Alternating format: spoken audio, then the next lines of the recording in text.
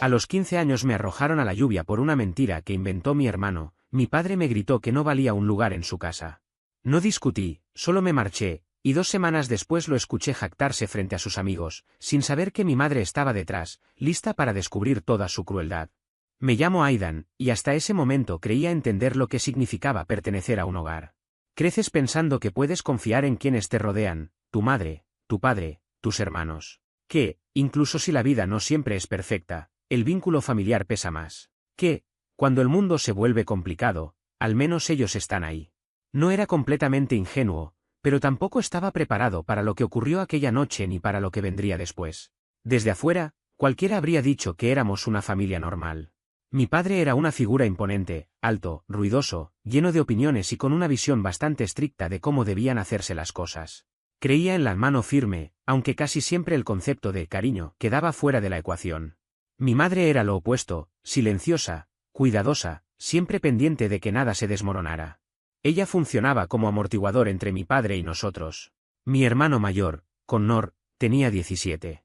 Dominaba el arte de manipular a cualquiera, podía acomodar una historia como si estuviera jugando una partida de ajedrez. Y yo, con 15, era simplemente normal. No causaba problemas, evitaba discusiones, procuraba no quedar atrapado en medio de los constantes choques en la casa. Pero esa estrategia no sirvió de mucho, terminé convertido en el blanco perfecto. Connor y yo habíamos sido cercanos de niños. Claro, discutíamos como cualquier par de hermanos, pero también pasábamos tardes construyendo fuertes en el jardín, desvelándonos hablando de videojuegos o aliándonos cuando nuestros padres discutían. Todo cambió cuando él entró a la adolescencia. Bastó con que entendiera el poder que tenía una buena mentira para que lo usara a su favor. Y mi padre. Dios. Mi padre se lo creía todo.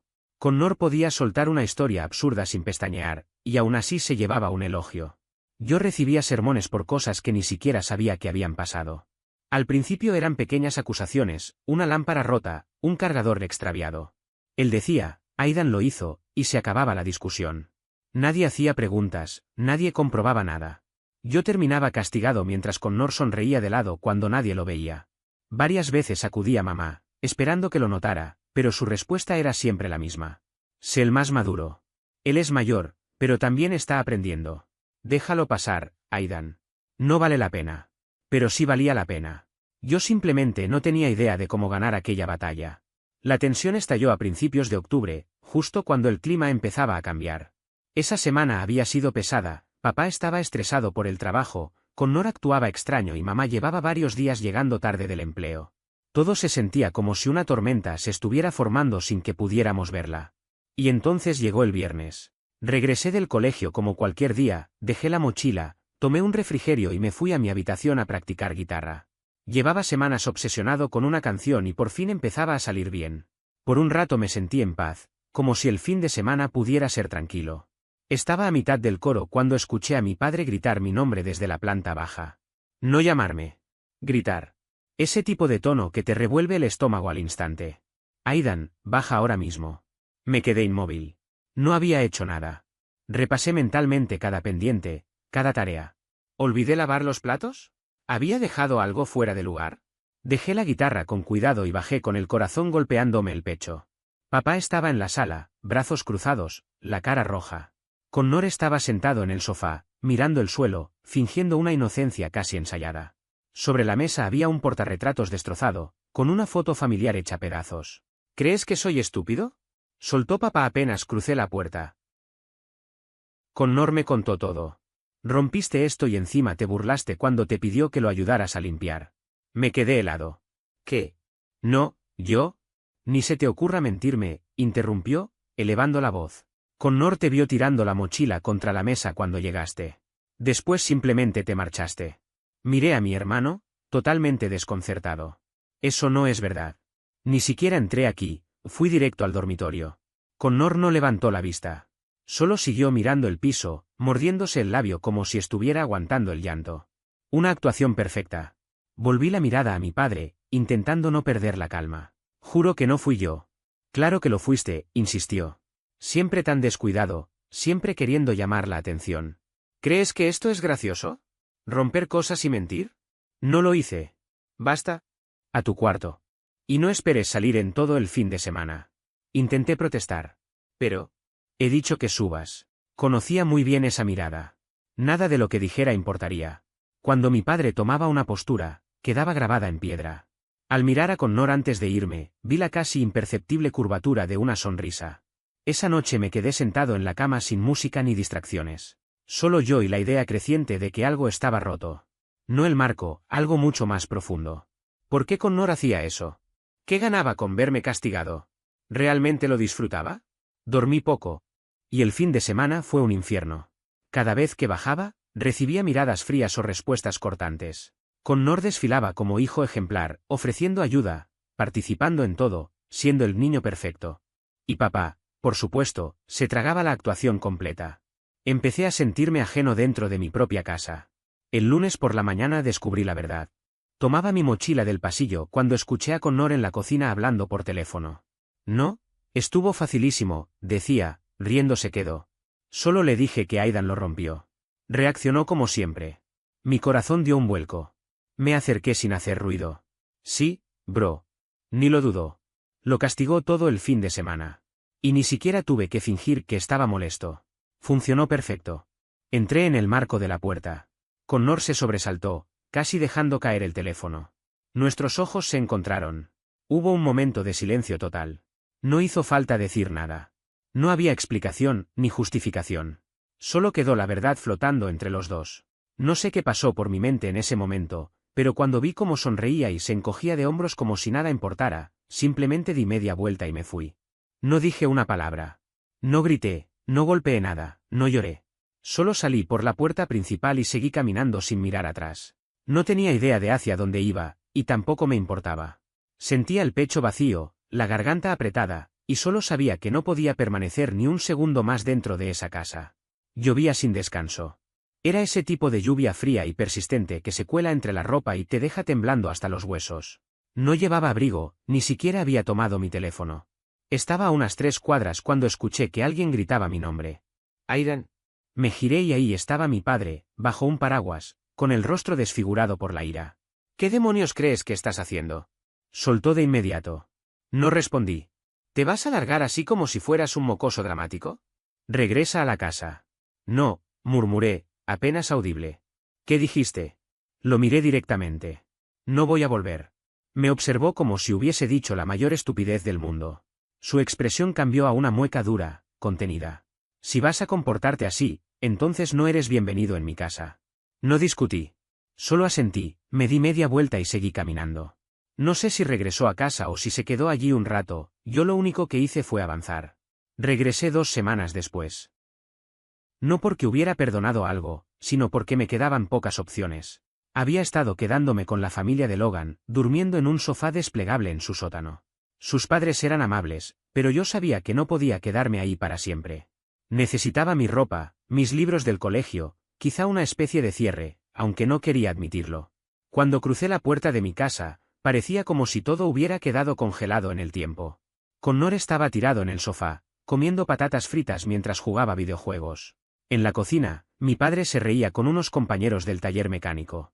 Había un ambiente ruidoso, bullicioso, lleno de chistes y carcajadas. Y entonces lo escuché. Sí, lo eché bajo la lluvia, decía mi padre, riéndose. El pequeño imbécil pensó que podía desafiarme. Lo dejé ir. A ver si así aprende algo. Los otros hombres estallaron en risas. Me quedé paralizado en mitad del pasillo, sintiendo cada palabra caer como piedras dentro de mí. Fue entonces cuando la vi, mi madre. Estaba justo detrás de él, sujetando una bolsa de compras con una mano. Había escuchado todo. La expresión de su rostro quedó grabada para siempre en mi memoria, algo se había quebrado. En sus ojos apareció una dureza que no le había visto jamás. Supe que algo estaba a punto de cambiar. No podía moverme. Era como si mis pies estuvieran pegados al suelo mientras observaba cómo mi madre lo miraba como si fuera un desconocido. No dijo nada. Permaneció ahí, inmóvil, con las llaves en una mano y la bolsa deslizándose lentamente de la otra. Recuerdo que una manzana rodó y golpeó el piso. Nadie más se dio cuenta. Ni mi padre, ni Connor, ni los compañeros que seguían riéndose. Pero yo sí. Y supe que algo irreversible acababa de romperse. Con calma, mi madre dejó la bolsa en el suelo y se dio la vuelta. Pasó junto a mí sin pronunciar una palabra. Por un instante, nuestras miradas se encontraron. Esperaba ver decepción, tal vez culpa, la expresión típica que tenía cuando mi padre era injusto conmigo. Pero esta vez fue diferente. Había fuego en su mirada. No esperé a ver qué ocurría después. Agarré una sudadera del pasamanos de las escaleras y salí de nuevo. No sabía a dónde dirigirme, así que terminé sentado detrás de una tienda a unas pocas calles, viendo caer la lluvia durante lo que pareció una eternidad. Mi teléfono estaba muerto. Yo estaba empapado otra vez, pero por primera vez en semanas, sentía quietud. No estaba confundido ni herido. Estaba enfadado. No un enojo explosivo, sino uno que se instala en tu interior, lento, firme, determinado. Cuando finalmente regresé a casa esa noche, el ambiente era completamente distinto. La sala estaba en silencio, los invitados se habían ido, la consola de Connor estaba desconectada, y mi madre se encontraba en la mesa de la cocina, tomando té como si nada hubiera sucedido. Siéntate, dijo sin mirarme. Me quedé quieto un instante. Papá está en el garaje. No te preocupes. Me senté. Había una taza servida frente a mí. El vapor aún subía suavemente. No me contaste lo que él te dijo aquella noche, comentó. Pensé que ya lo sabías, respondí. No lo sabía, susurró. Connor me dijo que te marchaste después de romper algo y gritarle a tu padre. Apreté la mandíbula. Claro que dijo eso. Pero hoy escuché lo que realmente pasó, continuó, con la voz más plana. Y de pronto todo empezó a encajar. Guardamos silencio. Lo siento, dijo ella. Y me sobresalté. No por la disculpa, sino porque por primera vez sonaba genuina. Como si al fin comprendiera todo lo que yo había estado soportando en silencio. No sabía qué decir ni cómo reaccionar, añadió. Pero debí haber visto más. Ese momento, en teoría, debió haber marcado un giro positivo. Pero no fue así. Ese instante fue exactamente cuando Connor entendió que estaba perdiendo el control, y no estaba dispuesto a permitirlo. Las semanas siguientes fueron una caída lenta y asfixiante. Mi madre empezó a cuestionar más, a pedir versiones de ambos lados, a hablar conmigo a solas, a concederme el beneficio de la duda de una forma que nunca había hecho. Al principio me sentí visto, pero también se convirtió en una especie de diana en mi espalda. A Connor no le gustó. Se había acostumbrado a ser el hijo brillante, el intocable, el favorito. Y de repente, mi madre ya no reaccionaba con devoción a cada palabra suya. Ahora se interesaba por mí, me preguntaba por la escuela, se quedaba un rato escuchándome tocar la guitarra, se aseguraba de que cenara antes de desaparecer en sus cosas. Él se dio cuenta. Y empezó a moverse. Primero fueron cosas pequeñas. Mi cargador desaparecía de mi cuarto. Mis tareas dejaban de estar donde las había dejado. Un día encontré todos mis calcetines empapados en el lavabo. No tenía pruebas, pero su sonrisa disimulada cuando bajé buscando mis cosas decía más que cualquier evidencia. Intenté ignorarlo. Me repetía que ya se cansaría. Pero Connor no funcionaba así.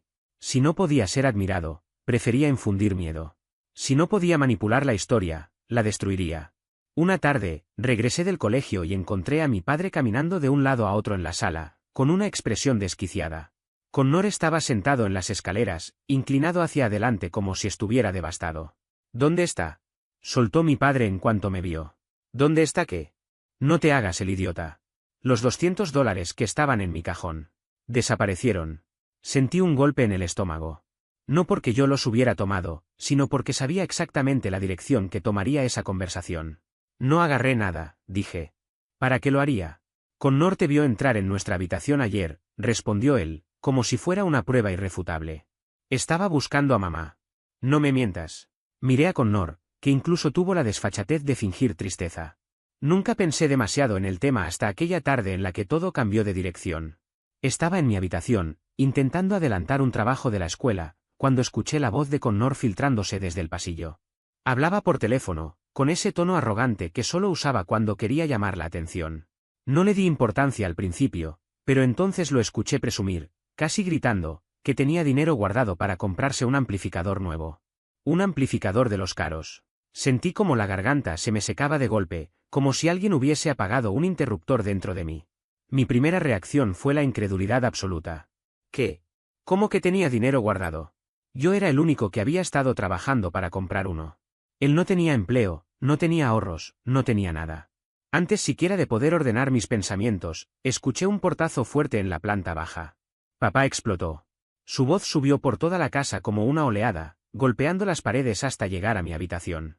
Ya estoy cansado de tus mentiras, bramó. No debí haberte permitido volver a esta casa. Me quedé congelado. Sabía perfectamente a quién iba dirigida esa frase. Traté de responder, de aclarar el malentendido, pero papá no estaba interesado en escuchar nada que no encajara en su versión de los hechos. ¿De verdad crees que soy idiota? ¿Que no iba a notar que falta dinero justo el mismo día en que andas presumiendo tus compras? Dijo, apuntándome con un dedo tembloroso, como si ya me hubiera sentenciado. Sentí un calor extraño en la cara, mezcla de rabia y vergüenza que me quemaba por dentro. Yo nunca dije eso, logré contestar, con la voz temblorosa. Pregúntale a Logan. Pregúntale a cualquiera. Respiré hondo e intenté hablar con claridad. Le expliqué que llevaba meses trabajando los fines de semana en la tienda de la esquina para ahorrar para ese amplificador. Que tenía registros de mis horarios. Que, si quería comprobarlo, podía hablar directamente con Mr. Donnelly, mi jefe, quien podía confirmar absolutamente todo. Pero papá soltó una carcajada incrédula, una que me atravesó como un cuchillo. Ya veremos qué dice tu gerente, respondió, con un tono tan cortante que pareció cerrar la conversación antes de tiempo. Se marchó dando pasos pesados, mientras yo me quedaba allí, con los puños apretados y el estómago revuelto. Lo peor no fue siquiera el grito, sino lo que ocurrió después. Connor pasó a mi lado con una sonrisa satisfecha, como si la situación fuera un chiste privado entre él y el universo. Ni siquiera intentó disimularlo. Esa noche, mientras el silencio se colaba por cada rincón de la casa, me quedé acostado mirando el techo, incapaz de dormir. Repasé una y otra vez todas las situaciones similares que había dejado pasar, cada mentira de Connor, cada vez que él manipulaba la realidad, cada castigo injusto que yo cargaba solo porque él sabía cómo hacerse el inocente. Entendí algo que me golpeó con fuerza: ellos necesitaban que yo me mantuviera callado. Y yo, durante años, había cumplido ese rol casi sin darme cuenta. Pero ya no era ese niño. Y no pensaba seguir siendo el blanco fácil de nadie.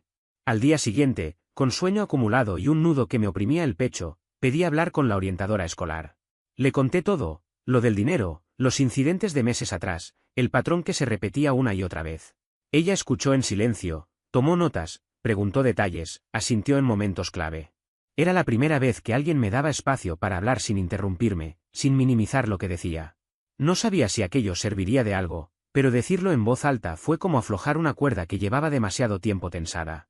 Cuando regresé a casa esa tarde, papá me esperaba en la sala. Tenía los brazos cruzados, los labios apretados y esa mirada dura que anunciaba problemas incluso antes de que abriera la boca. Connor estaba en el sofá, comiendo papas fritas con una naturalidad que detesté. Tu escuela dice que estamos abusando de ti, soltó papá, directo, sin rodeos. La consejera llamó. Van a abrir un caso. Van a venir a hacer una visita a la casa. Connor sonrió con una expresión burlona, casi orgullosa. Buen trabajo, Aidan. Muy maduro, dijo, como si todo fuera un espectáculo montado para entretenerlo. Papá dio un paso hacia mí, tan brusco que me obligó a retroceder. ¿Crees que esto es un juego? ¿Que traer desconocidos a nuestro hogar es gracioso? Si no encuentran nada, más vale que vayas buscando un lugar donde vivir, porque aquí no vas a seguir. Antes de que pudiera siquiera pensar en qué responder, mamá apareció con una cesta de ropa limpia entre los brazos. Escuchó la última frase y se quedó paralizada. ¿Lo estás amenazando?, preguntó, incrédula. Él nos quiere destruir, escupió papá. Quiere romper esta familia porque es demasiado cómodo para asumir sus errores. Tiene 15 años, respondió ella, firme. Tú eres el adulto. No puedes amenazar a tu hijo solo porque por fin decidió hablar. El silencio que siguió fue tenso, espeso, imposible de respirar. Por primera vez, alguien había confrontado a papá directamente. Pensé que quizás, al fin, las cosas iban a cambiar. 2 días después, llegó la trabajadora social. Revisó cada habitación, habló con cada uno por separado, hizo preguntas precisas, tomó notas en su carpeta. Yo repetí cada palabra que había contado en la escuela, pero su rostro era una máscara indescifrable. No supe si me creía o no. Quien sí reaccionó fue Connor. A la mañana siguiente, la casa era un caos. Gritos desde la planta baja. Mamá llorando. Papá rugiendo. Y Connor sollozando, aunque sus lágrimas sonaban sospechosamente deliberadas. Bajé las escaleras con el corazón acelerado, sin saber qué esperar. Lo que encontré me dejó en shock. Mamá sostenía el teléfono de Connor. La pantalla mostraba un grupo de mensajes abiertos. Había capturas, fotos, conversaciones completas donde él se jactaba abiertamente delante de sus amigos. Mensajes como: miren esto. Voy a lograr que echen a Aidan de nuevo. Mi papá se cree todo lo que digo. También había vídeos, uno en el que fingía llorar después de romper un plato, otro burlándose de mí tras haberme metido en problemas. Todo estaba allí. A plena vista. toda la manipulación, todo el teatro, todo el desprecio. Connor balbuceaba, desesperado. Solo era una broma. Solo hablaba con mis amigos. No es real. Yo no quería. Pero nadie lo escuchaba. Ni papá ni mamá. Por primera vez, la evidencia era demasiado sólida para ignorarla. Durante un instante, pensé que ese sería el punto de inflexión. Que al fin él enfrentaría consecuencias reales. Que quizás yo podría respirar sin sentirme culpable por cosas que no hice. Me equivoqué. Después del alboroto, después de los gritos, después del colapso emocional de todos, lo que recibí no fue una disculpa ni un reconocimiento. Fue otro ataque. Un golpe inesperado que me dejó más confundido que antes. Papá vio las pruebas, las leyó varias veces, revisó incluso los vídeos. Pero en lugar de aceptar que había estado equivocado, buscó un giro, una salida que lo librara de asumir responsabilidad. Después de un largo silencio, murmuró. Podrías haber manejado esto en privado.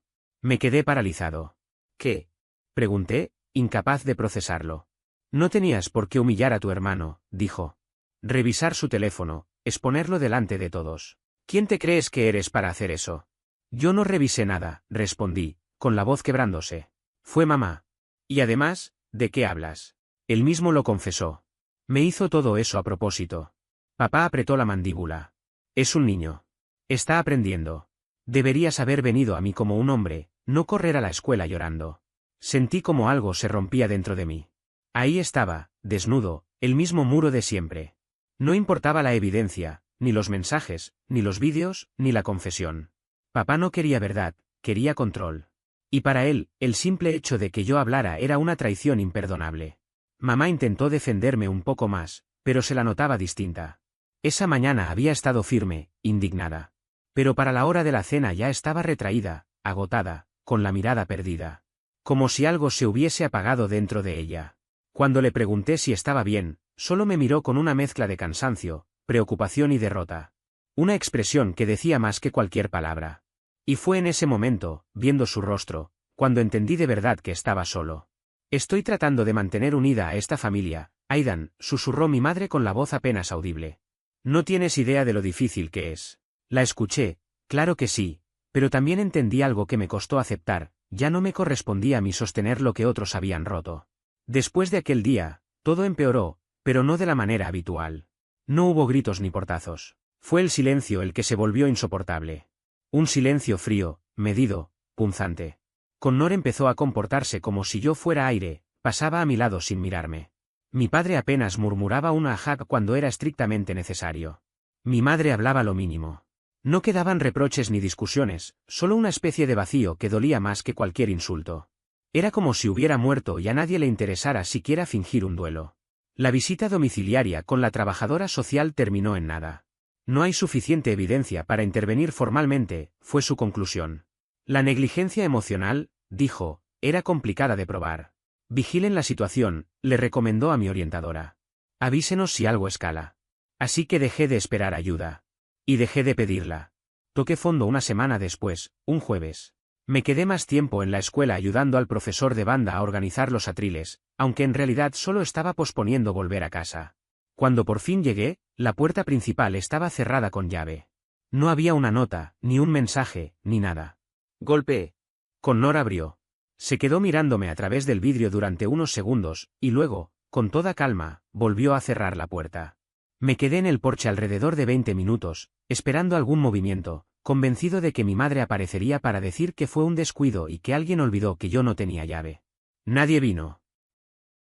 Cuando perdí la esperanza, me marché bajo la lluvia. Terminé en casa de Logan, empapado. Su madre abrió antes siquiera de que tocara. «Oh, cielo, pasa, por favor», me dijo con una ternura que casi me derrumba. No pidieron explicaciones. Me dieron ropa seca, me dejaron ducharme, me sirvieron la cena. Logan y yo nos quedamos despiertos hasta tarde jugando videojuegos viejos, pretendiendo por unas horas que nada estaba mal. Pero yo ya no podía fingir. Esa noche, tumbado en el colchón del sótano, tomé una decisión, no iba a regresar. A la mañana siguiente pedí una reunión con la orientadora escolar. Le conté todo una vez más, pero esta vez fui claro, necesitaba opciones. Cualquier opción. Asuntos legales, vivienda, emancipación, algo. Estoy cansado, le dije. Y no estoy seguro aquí. No realmente. Ella me observó largo rato antes de asentir. Y entonces las cosas empezaron a moverse. El colegio me puso en contacto con un programa para jóvenes en riesgo. Me asignaron una trabajadora social especializada. Nos reuníamos cada semana.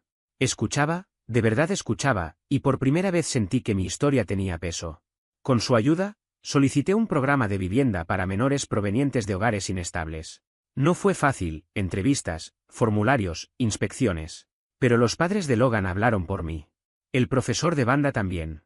Incluso M.R. Donnelly, del almacén de la esquina, envió una carta de apoyo.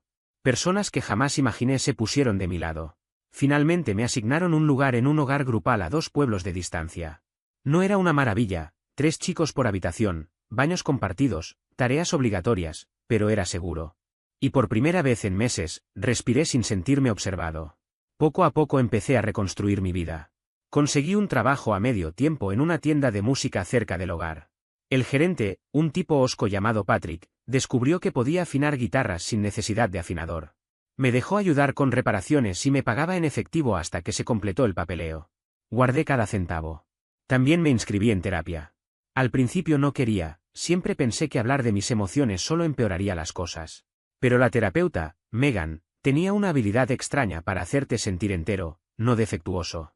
Le conté todo, las mentiras, el favoritismo, la sensación de haber desaparecido en mi propia casa. No intentó arreglarme, simplemente me dio espacio para existir. La escuela también comenzó a sentirse diferente. Ya se sabía lo ocurrido, pero no de manera cruel. Algunos compañeros empezaron a sentarse conmigo en el almuerzo. Un estudiante mayor de la banda me invitó a tocar en su pequeño grupo de garaje. Acepté. Ensayábamos después de clase en el cobertizo de su padre. Había olvidado cuánto necesitaba pertenecer a algo. Mis notas mejoraron. Tal vez fue porque ya no vivía en el caos, o porque por primera vez estudiaba para mí. Incluso gané una pequeña beca por una canción que escribí y envié de forma anónima a un concurso estatal. Era una pieza simple, solo guitarra y voz, pero las letras eran sinceras, crudas. El jurado la llamó conmovedora. Nunca mencioné que hablaba de Connor, de mi padre, de aquel día bajo la lluvia esperando una puerta que nunca se abriría. La caída fue dolorosa y larga. Pero el ascenso, ese ascenso era mío. Y entre todo ese proceso descubrí algo que había ignorado por mucho tiempo: no necesitas a una familia que te destruye para sentirte completo. Lo que necesitas es dejar de esperar que ellos te sanen. Yo estaba construyendo algo nuevo, ladrillo por ladrillo. Pero aún no había terminado. Por más que quisiera seguir adelante, una parte de mí exigía algo que todavía no tenía: cierre. No el tipo que nace del perdón, sino el que tomas por tu cuenta cuando nadie te lo ofrece. Y cuando la oportunidad apareció, no dudé. Es extraño cómo la rabia puede quedarse en ti como brasas después de un incendio. Ya no estalla, ya no te quema por fuera, pero sigue ahí. Tibia, constante, recordándote. Durante meses la escondí bajo mis pequeños logros, el trabajo, la banda, la beca, mientras todos decían que estaba mejorando. La orientadora me llamaba resiliente. Megan decía que estaba sanando. Tal vez era cierto. Pero también existía ese nudo persistente, esa punzada silenciosa que volvía cada vez que recordaba la lluvia empapando mi sudadera, y la expresión de Connor cerrando la puerta con una sonrisa. Mi padre solía levantar la voz como si cerrara una puerta de golpe, con esa frialdad que deja un silencio incómodo detrás. No eres bienvenido en esta casa. Esa frase, tan cortante, quedó clavada en mi memoria. A veces me despertaba en mitad de la noche escuchándola en mi cabeza, como si rebotara por las paredes del dormitorio del hogar comunitario donde terminé viviendo. Otras noches simplemente me quedaba mirando el techo, deseando entender en qué momento exacto había dejado de pertenecer a mi propia familia. Nunca pasé el tiempo imaginando venganzas violentas ni escenas melodramáticas donde todos descubrieran la verdad a través de un discurso heroico. No buscaba sangre, ni escándalos, ni una redención cinematográfica. No quería destruir a nadie. Lo que deseaba era infinitamente más simple y, al mismo tiempo, más difícil. Quería que la verdad importara. Quería que, por una vez, lo que yo decía tuviera peso. Quería recuperar aquella parte de mí que ellos se habían tomado sin permiso. Quería que sintieran aunque fuera una mínima parte de lo que yo había sentido. Ese deseo terminó convirtiéndose en el punto de partida. La idea no llegó de golpe, apareció lentamente, casi sin que me diera cuenta. Primero fue una incomodidad, luego una sospecha, más tarde un concepto que se repetía dentro de mi cabeza como un riff pegajoso, de esos que uno intenta ignorar pero vuelven una y otra vez. Y fue entonces cuando lo entendí: si quería poner las cosas en orden, debía empezar por la información. Los adultos tienden a olvidar que los adolescentes observan todo con una precisión quirúrgica. Escuchan conversaciones a medias, conectan ideas y guardan datos que parecían irrelevantes en su momento, pero que después pueden convertirse en piezas clave. Yo había hecho eso toda mi vida, incluso sin querer. Conocía a mi padre como si hubiera memorizado cada uno de sus patrones. Sabía cómo inflaba las historias para hacerlas más dramáticas, cómo pasaba por alto detalles fundamentales cuando la verdad no coincidía con la imagen grandiosa que quería proyectar, y cómo cambiaba de tema cuando alguien lo confrontaba. También sabía lo mucho que le importaba la opinión ajena. Su reputación era su altar personal, y cualquier cosa que pudiera mancharla le resultaba insoportable. Y sobre Connor, bueno, sabía perfectamente que la fachada de hijo perfecto estaba empezando a agrietarse. Había abusado tanto del favoritismo familiar que ya se movía con la arrogancia de alguien que jamás ha recibido consecuencias reales. Aún tenía algunos amigos en la escuela, conocidos que me escribían de vez en cuando sin darse cuenta de que cada comentario que hacían contribuía a mi mapa mental. Me contaban que Connor faltaba a clases con frecuencia, que discutía con profesores, que recientemente habían surgido rumores de que manipulaba sus notas y hasta la asistencia. Uno de mis ex compañeros mencionó que Connor se jactaba de tener acceso al sistema escolar. Aquello encendió una alarma inmediata dentro de mí. Me mantuve cauteloso. No podía precipitarme ni hacer preguntas obvias. Necesitaba saber más sin levantar sospechas, así que fui hablando con uno y otro, conectando piezas, haciendo que pareciera simple curiosidad. Con el tiempo descubrí que Connor no era ningún experto en informática, lo que tenía era un contacto útil. Un amigo suyo tenía un hermano mayor que trabajaba en el departamento de tecnología del distrito escolar. Al parecer, dicho hermano había encontrado una brecha absurda, una cuenta administrativa compartida cuya contraseña estaba escrita en un papel adhesivo pegado dentro del laboratorio de computadoras. Un error que cualquier empleado descuidado podría haber cometido. Connor llevaba meses aprovechándose de eso. No solo modificaba sus calificaciones, también borraba ausencias, subía archivos falsos para justificar trabajos inexistentes e incluso se agregaba actividades extracurriculares que jamás había realizado. Que nadie sospechara se debía únicamente a que todos estaban acostumbrados a verlo como un chico modelo. Nadie se molestaba en revisar 2 veces. No dije nada. Todavía no. Necesitaba que cada pieza encajara sin margen de error. Unas semanas después, mientras trabajaba en la tienda de música, Patrick, el dueño, un hombre amable que siempre había creído en mí, me llamó desde la parte trasera del local. Me entregó un sobre grueso y lo miré con extrañeza. ¿Qué es esto?, pregunté. El premio del concurso, respondió con una sonrisa. Te buscó el mensajero y lo dejó aquí. Muy listo usar la dirección de la tienda, evita problemas. Abrí el sobre y encontré un cheque por $2000. Era mucho más de lo que esperaba. Con ese dinero podría permitirme una guitarra de mejor calidad, repuestos para mis proyectos o incluso un portátil usado para grabar música. Sin embargo, algo dentro de mí supo de inmediato que ese dinero tenía otro propósito. Era la llave que me permitiría mover mis piezas sin depender de nadie. Esa noche, después del trabajo, decidí contactar a Logan. No hablábamos con frecuencia últimamente, no por conflicto, sino porque nuestras vidas habían tomado ritmos distintos. Aún así, él era una de las pocas personas que había visto de primera mano lo que me ocurrió con mi familia. No dudó en reunirse conmigo. Terminamos sentados en la entrada de su casa, comiendo hamburguesas sobre el capó de su auto, igual que cuando éramos niños escapando de las tareas. Necesito un favor, le dije después de unos minutos de charla ligera. Él arqueó una ceja. ¿Qué tipo de favor? Nada ilegal, aclaré. Solo algo, silencioso. Logan se acomodó, cruzando los brazos. Vale, dime. Le conté todo, el acceso al sistema escolar, las notas manipuladas, las ausencias borradas, las actividades inventadas, el modo en que Connor se jactaba de controlar su propio expediente académico. Logan abrió los ojos con incredulidad. Eso es un delito grave, advirtió. ¿Estás seguro? Sí. Pero no quiero meterlo en problemas con la policía. No busco arruinarle la vida. Solo quiero que se sepa la verdad. Quiero que el colegio lo vea, que mis padres lo vean, que entiendan que la imagen perfecta que defienden está construida sobre mentiras. No necesito gritar. Solo dejar que la verdad hable sola. Logan sonrió, casi divertido. Suena razonable. Estoy dentro. ¿Cuál es el plan? Entonces le expliqué la segunda fase. Necesitábamos pruebas sólidas, vídeos, audios, pantallas grabadas. Algo que no permitiera excusas ni reinterpretaciones. Algo que, una vez revelado, obligara a todos a mirar la realidad sin filtros. Y sabía exactamente cuándo usar esa información. La noche de honores familiares se celebraba cada primavera. Era un evento grande donde premiaban a los estudiantes con mejor rendimiento académico y conducta ejemplar. Connor sería reconocido con 3 premios falsos, uno por excelencia académica, otro por liderazgo en actividades extracurriculares y otro por mentoría estudiantil, una mentira tan ridícula que me costaba no reírme. Mis padres estaban orgullosos, ilusionados, extasiados. Aquello era la confirmación de que Connor era, según ellos, el modelo perfecto que habían criado. Ese era el escenario ideal. Solo necesitaba una razón válida para estar presente. Logan se encargó de la parte difícil, acercarse a Connor fingiendo admiración. Le dijo que quería mejorar sus notas y que él era la única persona capaz de enseñarle el método. Connor, encantado de sentirse superior, empezó a presumir y explicar cada paso. Y mientras hablaba, Logan grababa todo desde su chaqueta.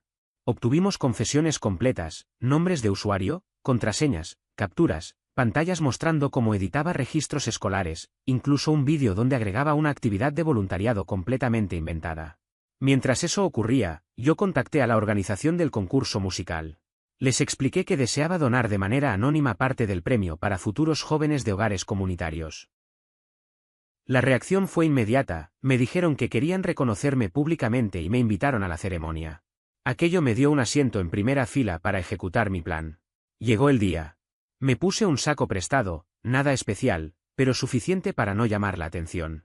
Entré en la sala con calma, tratando de no pensar en todas las veces que había deseado sentirme parte de algo.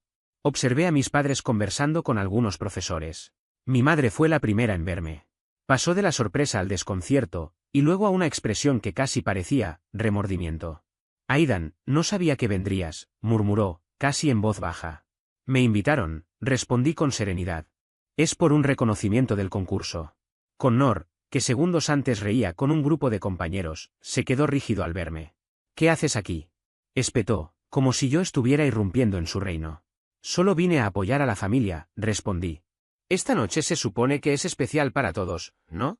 Mi padre apenas respondió con un gruñido. Nada nuevo. La ceremonia comenzó y los aplausos llenaron el lugar. Llamaron a varios estudiantes, cada uno recogiendo sus certificados. Cuando anunciaron mi nombre para entregarme el reconocimiento por la donación, sentí un nudo en el estómago. Subí al escenario, recibí el diploma y regresé a mi asiento sin decir una palabra más, consciente de las miradas que mi familia intentaba evitar. Luego llegó el turno de Connor. Mencionaron sus logros, cada uno más falso que el anterior, y la gente aplaudió llena de orgullo. Mientras él recogía sus reconocimientos, Logan entró discretamente por el pasillo lateral y me entregó una memoria USB casi sin mirarme. Asentí. Había llegado el momento que llevaba meses construyendo. Mientras la multitud comenzaba a dispersarse y los estudiantes se reunían para las fotos, me acerqué a la directora. Estaba felicitando a mis padres, completamente ajena a lo que estaba por recibir. Yo sostuve la memoria USB entre mis dedos, listo para entregar la última pieza del rompecabezas que ellos mismos habían construido. Fui amable, incluso sonreí, y le dije que había algo importante que necesitaba mostrarle, algo relacionado con el sistema académico en línea del colegio. Al principio frunció el ceño sin entender, y luego su expresión cambió a una mezcla de inquietud y curiosidad. Le entregué la unidad de almacenamiento que llevaba en el bolsillo. Ahí está todo, le dije. Revíselo con calma. Me hizo varias preguntas, pero decidí no responder a ninguna en ese momento. Le expliqué que podía escribirme por correo si necesitaba aclaraciones y me retiré. No había nada más que decir. 2 días después recibí el mensaje, una solicitud formal para presentar una declaración. Connor estaba siendo investigado por manipulación académica. Pero ese no fue el momento más impactante, lo verdaderamente decisivo llegó después, cuando todo lo que llevaba meses preparando encajó como si fuera un engranaje perfecto activándose por primera vez. Cuando la directora me envió el correo solicitando una declaración completa, supe que las fichas de dominó finalmente habían empezado a caer. En la vida real nada sucede de inmediato, pero esa sensación de que la balanza se había movido de lugar fue inconfundible. Al día siguiente acepté reunirme con ella y con 2 administradores del distrito. Me recibieron en una sala de conferencias pequeña, impecable, con una jarra de agua sobre la mesa y un cuaderno colocado frente a cada asiento. El ambiente era tan profesional y silencioso que me sudaban las palmas, a pesar de que yo no había quebrantado ninguna norma. Ellos reproducían los vídeos, revisaban cada captura de pantalla y hacían preguntas precisas, casi quirúrgicas. Incluso identificaron las credenciales de administrador comprometidas que Connor había estado utilizando. Según ellos, un reinicio de contraseña había pasado desapercibido meses atrás. Cuando terminaron, uno de los administradores del distrito dejó el último documento sobre la mesa con un suspiro, como si pesara una tonelada. Gracias, Aidan, dijo. Esto constituye una violación muy grave. Un estudiante usando acceso de administrador para modificar calificaciones es extremadamente serio. No presumí. Ni siquiera sonreí. Solo asentí. ¿Cuándo se lo dirán? Pregunté. Hoy mismo, respondió la directora. A él, a sus padres y a sus profesores. Incluso quizá al consejo escolar, dependiendo de lo que encontremos. ¿Y los otros estudiantes? Insistí. Los que recibieron ayuda para cambiar sus notas. Dependerá del alcance real de la manipulación, explicó. Tendremos que auditar todo. Pero, Aidan, hiciste lo correcto. Lo correcto. Siempre había escuchado esas palabras usadas sin peso, casi por costumbre. Pero escucharlas de alguien ajeno a mi familia, alguien sin motivos ocultos para decirlo, me golpeó de una forma inesperada. Salí de la reunión consciente de que la mecha ya estaba encendida. Lo único que faltaba era que la explosión se produjera. 3 días más tarde ocurrió. Estaba en la tienda de música, ajustando las cuerdas de una guitarra detrás del mostrador, cuando sonó mi teléfono. Era mi madre. No un mensaje. No un audio. Una llamada directa. Dudé unos segundos, pero contesté. Hola, Aidan, dijo con la voz apagada, tensa. ¿Podrías venir a casa? Por favor, necesitamos hablar. No le di una respuesta concreta. Solo dije que lo pensaría y corté. 10 minutos después, Logan irrumpió por la puerta de la tienda como si hubiera corrido toda la ciudad. Hermano, tienes que escuchar esto. Ahí me contó todo. Cómo sacaron a Connor de clase frente a todos. Cómo mi padre llegó al colegio hecho una furia, exigiendo explicaciones. Cómo la directora detalló cada cambio ilícito, cada calificación alterada, cada registro falsificado, cada hora de voluntariado inventada. Me describió cómo Connor intentó negarlo, luego lloró, luego volvió a mentir. Después me culpó a mí, luego a un chico de informática, y finalmente dijo que alguien había hackeado su teléfono. Pero esta vez nada funcionó. Tenían grabaciones, pantallazos, fechas, direcciones IP, todo perfectamente sostenido. Connor quedó suspendido mientras se realizaba la revisión del consejo escolar. Sus oportunidades universitarias se desmoronaron. Le revocaron el reconocimiento como mentor estudiantil. Su reputación quedó hecha polvo. Mi padre, según contó Logan, caminaba de un lado a otro del pasillo como un animal acorralado, gritando sobre conspiraciones y venganzas, hasta que un empleado del distrito le advirtió que debía salir o sería retirado por la fuerza. Mi madre lloraba. No de ira, sino de algo más profundo, algo que, según la recreación de Logan, sonaba peligrosamente parecido al remordimiento. Esa noche, terminada mi jornada, decidí ir. No por ellos, por mí. Necesitaba ver las consecuencias con mis propios ojos, cerrar ese capítulo de una vez. Era como darle a mi versión más joven, la que un día salió empapada de lluvia, rechazada y silenciada, la oportunidad de ver justicia sin tener que mendigarla. Cuando llegué, la casa era un caos. Documentos por todas partes. En la mesa del salón había una carta arrugada proveniente del consejo escolar. Mi padre estaba sentado en su sillón con la cabeza entre las manos, respirando como si acabara de correr una maratón. Connor estaba en el sofá, con el rostro enrojecido y los ojos hinchados. Ya no lloraba. No quedaba nada en él. Estaba vacío. Entré a esa casa con una sensación extraña, como si cada paso me llevara a enfrentar un pasado que llevaba años intentando dejar atrás. Y, aún así, lo que más me sorprendió al ver a Connor fue lo distinto que se veía. Era como si alguien le hubiera arrancado toda la arrogancia que siempre lo acompañaba y hubiera dejado únicamente a un chico asustado. Fue mamá quien me vio primero. Aidan, susurró. Gracias por venir. Papá levantó la mirada apenas unos segundos. Su expresión tenía una mezcla de enojo y algo que rara vez le veía, incertidumbre. Connor ni siquiera intentó mirarme. Cerré la puerta tras de mí, sintiendo que ya no era aquel muchacho de 15 años al que habían echado a la lluvia sin dudarlo. Era otra persona. Una completamente distinta. Mamá respiró hondo, temblándole un poco la voz. Lo sabemos todo. La escuela nos enseñó la evidencia. Dijeron que tú la entregaste. Papá explotó. ¿Así que estuviste planeando esto durante meses? No reaccioné. Simplemente respondí. No. Yo seguía con mi vida. Fue él quien falsificó sus calificaciones, inventó actividades, manipuló el sistema escolar y se jactó de todo eso frente a sus amigos. Papá se puso de pie bruscamente. Querías destruir a tu hermano. No, contesté con calma. Él se destruyó solo. Yo solo dejé de encubrirlo.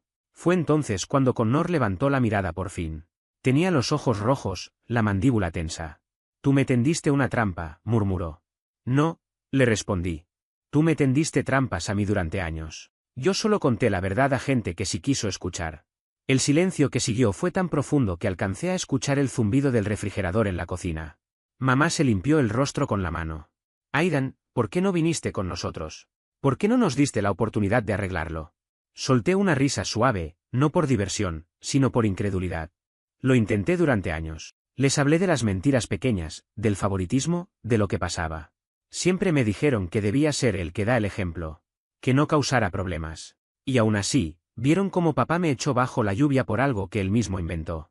Cuando la escuela intervino, en vez de escucharme, me trataron como un estorbo. No como un hijo. Mamá se estremeció. Papá apretó los puños. Connor parecía querer hundirse en el sofá. Continué con un tono sereno, casi suave. No vengo a discutir.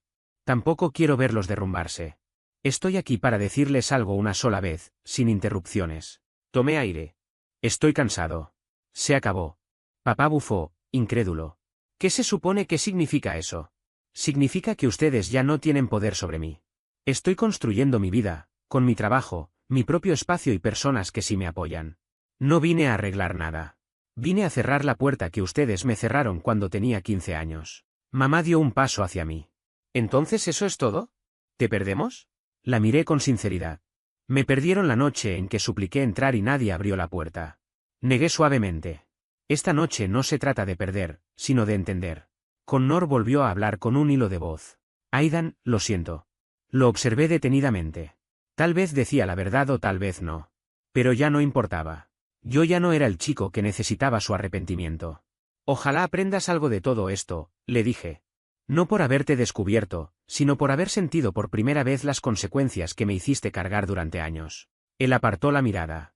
Mamá volvió a llorar. Papá seguía callado, preso de rabia o vergüenza, o quizá ambas cosas. Pero nada de eso cambiaba lo que yo sentía. Di unos pasos hacia la puerta. Mamá murmuró. ¿Volveremos a verte?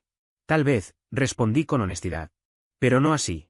No con ustedes ignorándome o pidiéndome paciencia infinita. Si quieren ser parte de mi vida algún día, tendrán que caminar hacia mí. Yo terminé de caminar solo. Abrí la puerta sin dramatismo, sin golpes, sin discursos finales. Solo el clic suave de la cerradura acompañó mi salida hacia el aire frío de la noche. El hogar comunitario me esperaba. Mi guitarra me esperaba. Mi futuro, ese que había construido con mis propias manos, también me esperaba. Y por primera vez, sentí que el peso sobre mi pecho desaparecía por completo. Mientras avanzaba por la calle, alejándome de una casa que ya no me intimidaba, entendí algo que había tardado años en descubrir: la verdadera revancha no era destruir la vida de nadie, sino recuperar la mía. Y eso fue exactamente lo que hice. No volví la vista atrás. Porque, a veces, la victoria más fuerte es simplemente caminar lejos y vivir una vida que ellos nunca creyeron que podrías tener.